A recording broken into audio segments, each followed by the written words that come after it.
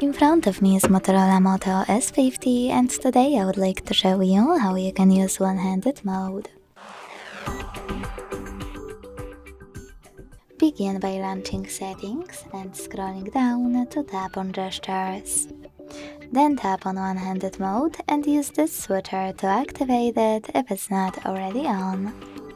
This option will only work if you are using gesture navigation. When you're ready, tap on Pull Screen into Reach, and then pull down the top half of your screen by swiping down from the button. So when I do that, as you can see, one-handed mode is on. To go back, you can swipe up or click on this area.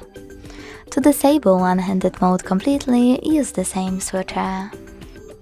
If you are using 3 keys navigation, scroll all the way down right away. Click on this switcher next to one-handed mode shortcut and operate this mode after tapping Got It by clicking on the shortcut wherever you want to. Then, in order to switch it off, use the same switcher. Thanks so much for watching. If you enjoyed this video, leave a like, comment and subscribe.